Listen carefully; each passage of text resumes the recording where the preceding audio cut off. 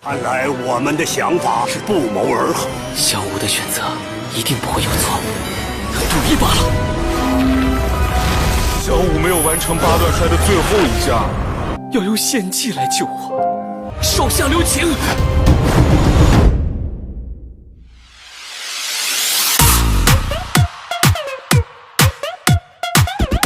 Halo kawan santuy budiman dimanapun kalian berada, gimana kabarnya? Everything gonna be okay? Kita akan melanjutkan animasi Shaolin di episode 147. Kita akan breakdown hal-hal menarik di episode ini. Semoga apa yang saya sampaikan dapat kalian terima semuanya. Dan seperti biasa sebelum nonton video ini, kita joget dulu. Dan selamat menonton santuy. Kutukan mantan masih teringat jelas. Titis manis ku coba ramas-ramas elus-elus. Pegang di pinggang ikoma. Di perjalanan ke Akademi Strike, Tang San kembali mengepang rambut Xiao. Saat sampai di pintu gerbang Akademi, Hong Jun memuji Tang San yang semakin ahli dalam mengepang rambut. Lalu Hong Jun mengatakan ingin bersantai dulu sebelum sekte terbentuk. Tapi Tang San mengingatkan kalau dia harus meningkatkan kekuatan jiwanya sampai ke level 60. Karena selain Xiao, cuma Hong Jun yang belum sampai ke level 60. Hong Jun beralasan dia lamar karena tidak memiliki pasangan seperti yang lainnya. Namun dia jadi semangat untuk meningkatkan kekuatannya agar bisa tampan seperti Tang San dan merebut hati Nona Bai, cucu tetua klan kecepatan Bai He. Setelah Tang San dan Ma Hong Jun kembali ke Akademi Shrek, mereka menemukan bahwa akademi sepi tidak seperti biasanya, membuat mereka bertanya-tanya apa yang sedang terjadi. Lalu mereka menemukan semua orang sedang berkumpul, dan Hong Jun berkata ternyata ada kenalan lama. Yaps, mereka dari Akademi 4 Elemen, Akademi Angin, Api, Petir, dan Akademi Es. Di sana ada Feng Xiaotian, Hou Shang, Hou, Sui Bing-er, Wei Yu-er, dan Yu Tianxin. Mereka melihat Ma Hong Jun dan Xiao, namun masih belum mengenali Tang San yang sudah berubah banyak. Kemudian Hong Jun memprovokasi mereka dengan mengatakan apakah mereka masih tak terima kekalahannya saat itu dan membuat onar di Akademi Shrek. Lalu Feng menjelaskan kalau mereka telah diundang oleh kerajaan Tiandao untuk tinggal di kota Tiandao dan datang ke Akademi Shrek hanya untuk menyapa saja. Namun seseorang murid Akademi Shrek memotong pembicaraannya. Jelas-jelas Feng menyerang murid yang sedang berjaga dan memaksa untuk masuk. Lalu Hou angkat bicara, jika tidak senang panggil saja 7 monster Akademi Shrek ke sini dan mengajak mereka untuk bertarung. Dan dia menunjuk ke Xiao yang menempel-nempel ke Tang San. Kok kamu mengkhianati Tang San dengan pria kurus krempeng itu, katanya kan. Semua orang di akademi tertawa mendengar itu. Lalu Tang San maju ke depan menggandeng Xiao dan memperkenalkan dirinya kalau dia adalah Tang San dan menjelaskan beberapa perubahan fisik yang terjadi pada dirinya. Dan mereka pun terkejut. Tak lama kemudian, Rongrong datang dan langsung memeluk Xiao. Oscar menanyakan tentang kondisi Xiao kepada Tang San. Lalu Tang San menjelaskan tubuh Xiao bangkit kembali menjadi manusia tapi jiwanya belum ada. Hanya beberapa reaksi naluri saja. Oke, lanjut. Tang San menanyakan sebenarnya ada urusan apa 4 elemen ke Akademi Shrek. Feng menjawab kalau sebenarnya mereka ingin pindah ke Akademi Shrek, mengambil alih tanah dan membangun tempat latihan. Dia ingin bernegosiasi dengan kepala Flounder namun tidak ada. Jadi Feng sengaja memprovokasi para murid agar 7 monster Akademi Shrek keluar. Dan Feng ingin melihat seberapa jauh kekuatan 7 monster Akademi Shrek meningkat untuk saat ini. Lalu Hong Jun bertanya, kenapa kalian nggak ke Akademi Kerajaan Tiandao saja? Hou mengatakan mereka tidak ingin terpengaruh anak-anak bangsawan yang egois itu.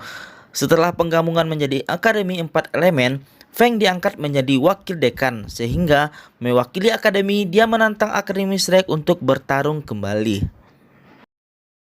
唐三，5年前我输给了你，如何？风兄，你能做？你为副院长，这次谈判可以。 Lalu kita diperlihatkan Tang San mengajak mereka bertanding 1 versus 3. Dengan taruhan jika dia kalah, Tang San akan mengabulkan permintaan mereka. Di sisi lain, Oscar sempat meragukan apakah Tang San bisa melawan mereka bertiga, karena jika bergabung kekuatan mereka bukanlah main-main. Hong Jun pun meyakinkan Oscar untuk tidak terlalu merasa cemas. Dan pertarungan pun dimulai, mereka saling mengeluarkan kekuatan jiwa mereka masing-masing. 原来请指教，此成为他创造奇迹的对象。 Tang San pun memberikan hormat karena ternyata Feng sudah sampai ke level kaisar jiwa. Pantas saja Feng diangkat menjadi wakil dekan. Namun ketika Tang San mengeluarkan kekuatan jiwanya, semua orang diam dan kaget melihat cincin 100.000 tahun warna merah milik Tang San. 66级控制系战魂地，请。就是万万里。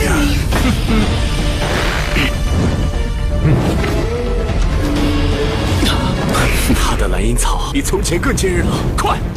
Wusang langsung menyerang Tang San dengan teknik jiwa ketiga Dragon Fury-nya. Tang San menangkis jurus itu dengan rumput biru peraknya yang semakin kuat.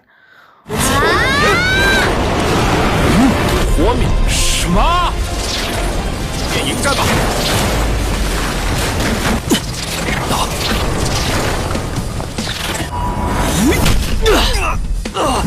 Feng dan Hou pun menggabungkan kekuatan api dan anginnya, lalu menyerang untuk menerobos rumput biru perak Tang San. Melihat ketahanan rumput biru perak yang dihancurkan, Tang San pun tidak tinggal diam dan menyerang Feng secara langsung dengan jurus Selector Assault-nya.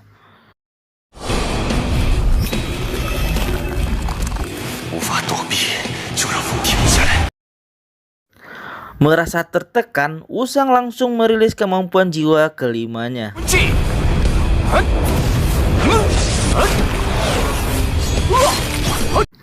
Tidak tinggal diam, Feng mengambil kesempatan itu untuk merilis kemampuan jiwa ketiganya, Storm Wind Wings. 第三魂技，疾风双翼。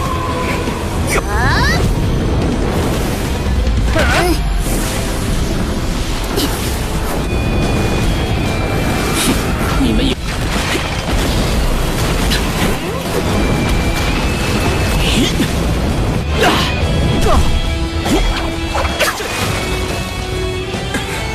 该死！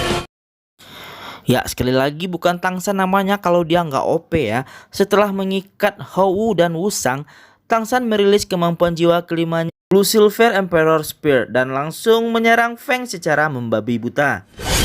第五魂技，蓝银。33、34、35，唐三。现在叫做疾风魔狼舞。这一次我绝不能输。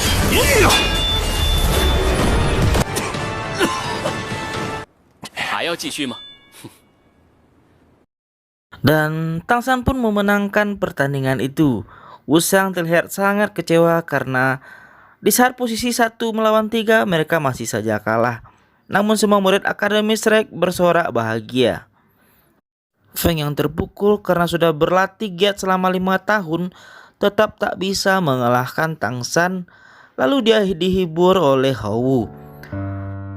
Tang San yang melihat mereka berdua begitu romantis, dalam hatinya berkata, semua kekuatan ini tak ada arti baginya. Yang penting baginya hanyalah kesehatan Xiu.